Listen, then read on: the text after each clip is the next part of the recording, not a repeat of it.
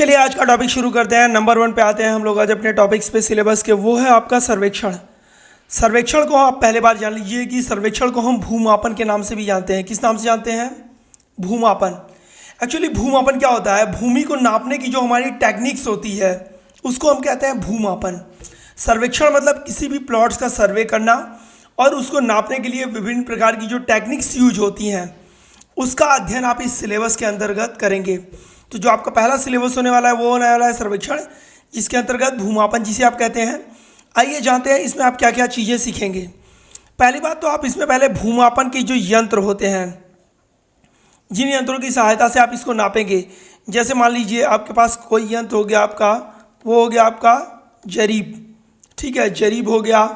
आपके पास एक स्केल होती है जिसको हम लोग बोलते हैं गुनिया, जिसकी एक स्केल होती है जिस स्केल की मदद से हम नक्शे को नापते हैं। इसके अलावा इसमें भूमापन की कई टेक्निक्स होती हैं जिन टेक्निक्स का हम यहाँ पर जिक्र करेंगे। जैसे पहले नंबर पे आपका आ गया चैन सर्वे। चैन मतलब क्या होता है? जरीब। जरीब के द्वारा जो सर्वे किया जाता है वो होता है chain survey. Plane table survey, compass survey, theodolite. Theodolite जो होता है जो गहरा या उठा हुआ, जैसे किसी तालाब के अंदर का सीमांकन करना हो, रकबा निकालना हो, ठीक है, या कोई पहाड़ हो या कोई पठार हो, तो वहाँ पे हम थियोडोलाइट का प्रयोग करते हैं। इसी प्रकार ट्राइंगुलेशन सर्वे, टैक्योमेट्रिक सर्वे, टोपोग्राफिक सर्वे और सर्वे फोटोग्राफिक भी होता है। तो ये हो जाएगा आपका पहला सिलेबस जो कि है सर्वेक्षण। इसमें आप विभिन्न प्रकार के यंत्रों के बारे में जानकारी रखेंगे। कॉम्पास क्या होता है, झंडी क्या होता है, कंघी किसे कहेंगे, गुनिया क्या होगा, जरीब क्या होगा, इस प्रकार की चीज़ों की जानकारी आप पहले सिलेबस के अंतर्गत करेंगे। सिलेबस नंबर 2, ये सबसे इंपॉर्टेंट सिलेबस है। एक लेखपाल की जान होती है उसका भूचित्र कार्य। अगर लेखपाल को नक्शे के बारे में जानकारी नहीं है तो उसके लिए दिक्कत खड़ी होने वाली है। इसमें क्या होगा, आप ये देख सकते हैं, ये एक नक्शा मेरे हाथ में यहाँ पे पड़ा हुआ है। इस तरह का एक पेपर आपको दिया जाएगा और नक्शे में कई प्लॉट्स बने होंगे। मान लीजिए ये प्लॉट आपको नापना है, तो इस प्लॉट को नापने के बाद जो आप फील्ड बुक तैयार करेंगे, फील्ड बुक मतलब कि इस गाटे की पैमाइश आपके द्वारा कैसे की गई, मतलब किन किन पॉइंट से आपने इसको सीमांकन किया, उसका एक फील्ड बुक तैयार किया जाता है। भी आगे हम इसके बारे में काफ़ी डिटेल से चर्चा करेंगे और जानने का प्रयास करेंगे कि फील्ड बुक कैसे तैयार किया जाता है, किस किस पॉइंट्स को इसमें चयन किया जाएगा और कैसे फील्ड बुक निकाला जाएगा। मुख्यतः धारा 24 की पक्की पैमाइश हो या कोई बहुत विशेष प्रकार की रिपोर्ट हो तो वह उसका फील्ड बुक बनाना बहुत ही मस्ट होता है। इसके थ्रू आप इसमें रकबा, क्षेत्रफल और आदि भी निकालना सीखेंगे। क्षेत्रफल मतलब किसी भी प्लॉट्स को आपने सीमांकन किया, सपोज दैट इस प्लॉट को आपने सीमांकन किया, तो सीमांकन करने के पश्चात इसका रकबा कितना निकला, क्या ये नक्शा जो आपने नापा वो रकबे के अनुसार सही था, खतौनी में जितना था। ऐसे क्या होगा, परीक्षा में आपको एक नक्शा दिया जाएगा, उसके आधार पर आप भूचित्र कार्य को क्या करेंगे, संपादित करेंगे, यानी एग्जाम में आप कंप्लीट करके उसको दिखाएंगे। अगला आपका सिलेबस जो है वो है क्षेत्रविधि व अंकगणित। देखिए जितने लोग भी इसमें कॉम्पिटिशन्स क्वालिफाइड करके आए हैं उनके लिए इसको कोई चिंता की विषय नहीं है।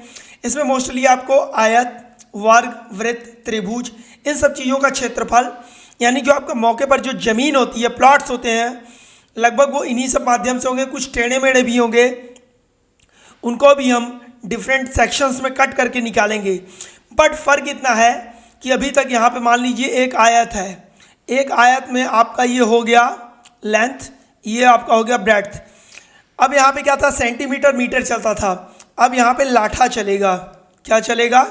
लाठा। मान लीजिए लाठा चलेगा, मीटर चलेगा, उसके हिसाब से आप इस क्षेत्रफल को निकालेंगे।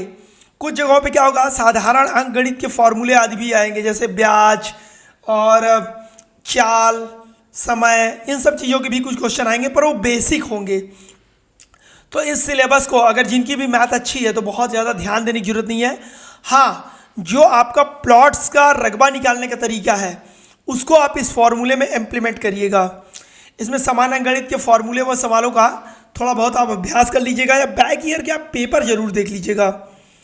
चौथे नंबर पे आते हैं नियम व कर्तव्य। देखिए इसमें क्या होता है कि लेखपाल से संबंधित कार्यों की जानकारी, मतलब आपके नियम कर्तव्य क्या क्या है, मतलब आपको काम कौन कौन से करने हैं, कि आपको पड़ताल कैसे करनी होती है, जाना कहाँ होता है, आना क्या होता है। तो इसमें जैसे विशेष तौर पे पड़ताल करना और अपने उत्तरदायित्व का संपादन करना। उत्तरदायित्व मैं आपको कहूँ तो आपका उत्तरदायित्व इतना विस्तृत व दीर्घ है कि आप कल्पना भी नहीं कर सकते कि आपका उत्तरदायित्व कितना होता है।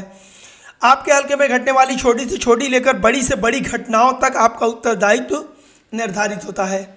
इसके अलावा कृषि गणना भी होती है, क्रॉप कटिंग मतलब फसल की जो कटाई होती है, पैदावार कितना हुआ, ये सबसे इंपॉर्टेंट है, इसको आप स्टार मार्क लगा लीजिएगा। इसमें क्या होता है, निर्वाचन संबंधी कार्य। एक लेखपाल की जान होती है निर्वाचन संबंधी कार्य, उसको निर्वाचन के कार्यों में पूरी जान झोंक देनी होती है। मतलब मान के चलिए इस काम में कोई भी गड़बड़ी नहीं होनी चाहिए। इसके अलावा जनगणना, आपदा में आप राहत कार्य, सूखे की जांच करना आदि। आपदा कई प्रकार की हो सकती है, जैसे मान लीजिए कोई बीमारी हो गई, चेचक हो गया पशुओं में, और मान लीजिए इंसानों में कोई बीमारी, लाइक जैसे आपका कोरोना आया था, ठीक है। कोरोना के अलावा मान लीजिए आपको हैजा हो गया, इस तरह की कोई बीमारी हो रही है। उसके अलावा पेड़ पौधों में कोई बीमारी लग रही है, ये सारी चीज़ें आपके नियम व कर्तव्य के अंतर्गत आएंगी। मतलब एक लेखपाल का पूरा दायित्व जो होता है वो नियम व कर्तव्य में आएगा। नेक्स्ट आपका है अधिनियम व प्रक्रिया। मैंने पहले ही बोला था, अगर आप जानकार हो और आप अपनी नॉलेज को गेन करते हो, इसका देखिए मैंने पहले ही ऊपर एक किताब रखा ही है, जिस किताब का नाम है राजस्व संहिता। राजस्व संहिता मैंने पहले ही बोलता, ये किताब आप ले लो। अगर आप पीसीएस की भी तैयारी कर रहे हो ना, तो कल को ये किताब आपको काम देगी एसडीएम बनने के बाद या नायब तहसीलदार बनने के बाद। ये किताब बहुत ही महत्वपूर्ण, इसमें आपको जो भी जमीन संबंधित काम करने हैं, देखिए जैसे इसके अंतर्गत आपको राजस्व संहिता की जो प्रमुख नियम, धारा व नियम कानून की जानकारी दी जाएगी। फॉर एग्जाम्पल मैं बताऊं, इसमें आपको होगा क्या, इसमें आपको होगा जैसे धारा 34 क्या है, धारा 38 क्या है, धारा 80 क्या होती है, इन सब चीज़ों के बारे में जानकारी दी जाएगी। मेजर धारा आप पढ़िएगा, पूरी किताब आपको नहीं पढ़ना है ना, आपको उसके बारे में जानकारी लेनी है। दूसरी चीज़, सभी प्रकार के आवंटन की क्या प्रक्रिया होती है, ये आपको पकड़ना है। भू प्रबंधक समिति की कार्यशैली। भू प्रबंधक समिति क्या होती है, हर गांव में जो एक पंचायत समिति होती है, उसके सभी सदस्यों, ग्राम प्रधान, वो आपसे मिलकर जो एक समिति बनती होती है, भू प्रबंधक समिति। अभी हम इस पर आगे विस्तृत चर्चा करेंगे। उत्तर प्रदेश अधिकतम जोत सीमा आरोपण अधिनियम 1960 के बारे में पढ़ना है। तकावी अधिनियम के बारे में पढ़ना है। जमींदारी विनाश अधिनियम, जिसको आप जमींदारी एबोलिशन एक्ट भी बोलते हैं, इन सब चीज़ के बारे में पढ़ना है। नजूल भूमि के बारे में पढ़ना है। संक्रमणी व असंक्रमणी भूमिधर के बारे में पढ़ना है। आसामी भूमिधर व इस प्रकार के अन्य। नजूल के बारे में थोड़ा एक्सप्लेन कर देना चाहूँगा। ऐसी ज़मीन जो संघ सरकार के अधीन होती है, लाइक मान लीजिए जैसे सेना को कोई ज़मीन अलॉट की गई है, कैंटोनमेंट जोन, तो वो नजूल भूमि होगी। रेलवे को कोई ज़मीन अलॉट की गई है तो वो नजूल भूमि होगी। इसी प्रकार मैंने जो खतौनी की श्रेणी बताई है, उसको अगर आप देखेंगे तो उसमें संक्रमणी व असंक्रमणी के बारे में मैंने काफ़ी अच्छे तरीके से आपको एक्सप्लेन किया, आप देख सकते हैं। नेक्स्ट, सबसे इम्पॉर्टेंट, कागजात तैयारी। अगर एक लेखपाल को प्रपत्र तैयार करने नहीं आते, इसमें क्या होगा, विभिन्न प्रकार के आपको प्रपत्र तैयार करना, जैसे आवंटन की पत्रावली कैसे बनाते हैं। आवंटन तैयार करने में जैसे मान लीजिए आप आवास आवंटन कर रहे हो, तो प्रपत्र 16 क्या है, 17 क्या है, 18 क्या है, ठीक है। उसी प्रकार आपको अन्य प्रकार के प्रपत्र 41 क्या होता है, प्रपत्र 45 क्या होता है, आरसी 5 क्या है, इस प्रकार के कई प्रपत्र आपको बताए जाएंगे। खसरा व खतौनी हर लेखपाल को तैयार करना होता है। खसरा जो होता है वो वार्षिक तैयार होता है। खतौनी जो होती है वो षट वार्षिक यानी 6 साल पे तैयार होती है। अभी ये करेंटली में तैयार भी की जा रही है, और अब इसमें आपको ऑनलाइन कई रिपोर्ट्स तैयार करने होते हैं और उनको सबमिट ये करना होता है, लाइक बंदोबस्त वगैरह, ऐसी कई चीज़ें जो हैं वो अब ऑनलाइन हो गई हैं। तो अभी आपको पता चलता रहेगा, लाइक एग्रीस्टैग योजना, ऐसी कई चीज़ें हैं जो ऑनलाइन कागजात भी तैयार होते हैं। जैसे खसरा अब ऑनलाइन होता है, तो वो भी एक प्रकार का कागजात है, लेकिन वो ऑनलाइन है, तो उसके बारे में भी आप जानते रहिए। नेक्स्ट, नियोजन एवं विकास, प्लानिंग एंड डेवलपमेंट, इंग्लिश में बोलते हैं प्लानिंग और डेवलपमेंट। इसमें विभिन्न प्रकार की जो सरकारी योजनाएं होती हैं उनको ग्रामीण स्तर पर, मतलब जनता के बीच तक ले जाकर आपको क्या करना होता है, संपादन करना होता है, मतलब उसको इम्प्लीमेंट करना होता है। जैसे स्वामित्व योजना, इसमें क्या होगा, घरौनी का तैयार होगा, अभी इसके बारे में भी एक्सप्लेन करेंगे। पीएम किसान सम्मान योजना, सही किसानों का चयन करना, उनकी ज़मीनों की जांच करना कि वो इंसान किसान है या नहीं है, आपदा में राहत कार्य करना, आम आदमी बीमा योजना, मुख्यमंत्री कृषक दुर्घटना योजना की रिपोर्ट, और इसके अलावा आर्थिक सहायता, जैसे कोई आदमी बीमार है और माननीय मुख्यमंत्री महोदय के यहाँ से उसे आर्थिक सहायता प्राप्त होती है, उसकी जांच रिपोर्ट करना, ये सब चीज़ें होगी। एग्री स्टैक योजना, ये सब। इसके अलावा ये स्टार नहीं होगा, इसको स्तर आप लिख लीजिएगा। ग्राम स्तर पर हर विकास योजनाओं में भू प्रबंधक समिति की सहायता करना। फॉर एग्जांपल, आपके गांव में आरसीसी सेंटर बनना है, मान लीजिए कूड़ा कचरा घर इंसिनरेटर्स अगर बनना है, उसके लिए लैंड चाहिए, आप अलॉट कर दीजिए। खेलकूद के लिए मान लीजिए प्लेग्राउंड चाहिए, क्या चाहिए, प्लेग्राउंड, आप ज़मीन अलॉट कर दीजिए। तो हर प्रकार के ग्रामीण क्षेत्र में जो भी डेवलपमेंट होंगे उसके लिए जो लैंड की रिक्वायरमेंट होती है, मतलब जो ज़रूरत पड़ती है, उस ज़रूरत को पूरा करना भी आपका उत्तरदायित्व होता है। यह आपके नियोजन एवं विकास चैप्टर में आपको पढ़ाया जाएगा, काफ़ी दीर्घ चैप्टर होगा, कई योजनाओं के बारे में जानकारी होगी। हाँ, इसके बारे में बता दूं, इसके बारे में पहले भी बात कर चुका हूँ आज भी। सबसे महत्वपूर्ण विषय इसके अंतर्गत आपको हमेशा अनुशासन बनाए रखना व जनता के बीच में श्रीमान अधिकारीगण के साथ, मान लीजिए के साथ, श्रीमान अधिकारीगण के साथ किस तरीके से रहना व कार्य करना है सिखाया जाता है। मतलब आपकी भाषा शैली कुल मिलाकर इस पर विशेष जाते हुए हमेशा अच्छा व्यवहार बनाकर रखें, गुस्से पर नियंत्रण रखें, वाणी में संयम रखें, धैर्य बनाकर चलें। मतलब किसी भी एंगल से आपके सीनियर या आपके श्रीमान अधिकारीगण महोदय के समक्ष ऐसा ना लगे कि इस व्यक्ति का सदाचार एवं सद्व्यवहार जनता के बीच कार्य करने लायक नहीं है, यह आदमी जनता के बीच भेजा नहीं जा सकता, या मारपीट कर सकता है, या उदंड हो सकता है। तो इस प्रकार का कोई व्यवहार आपके अंदर नहीं होना चाहिए।